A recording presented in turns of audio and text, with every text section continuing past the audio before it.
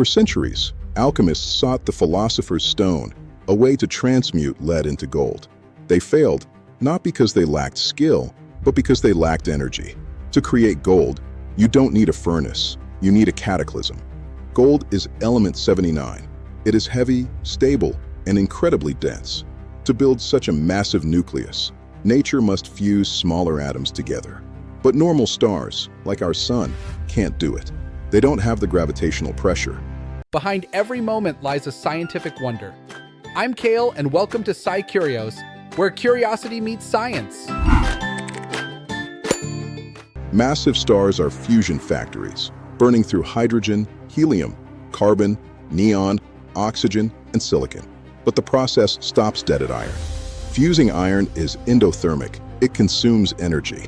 The star's core collapses, leading to a supernova. So where does gold come from? It requires the R process, rapid neutron capture. You must bombard a seed nucleus with neutrons so fast that it has no time to radioactive decay. You need a neutron flux of billions of tons per cubic centimeter. Supernovae were the prime suspects, but the math didn't add up. The answer lies in the remnants. When a giant star dies, it can leave behind a neutron star.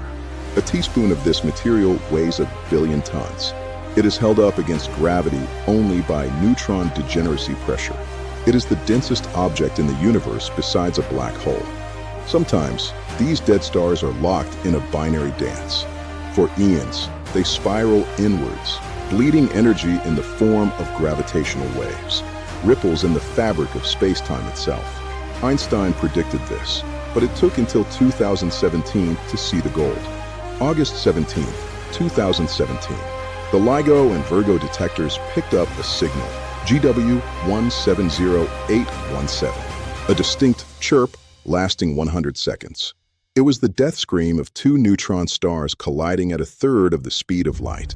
The collision created a kilonova, a purely nuclear explosion. In the chaos, neutron-rich matter was ejected into space. Free neutrons slammed into nuclei, instantly forging the heaviest elements in the periodic table: platinum, uranium, and gold. Astronomers trained their telescopes on the afterglow. They saw it shift from blue to red. Spectroscopic analysis confirmed the presence of heavy elements like strontium and lanthanides. This was the smoking gun. We were watching alchemy on a galactic scale.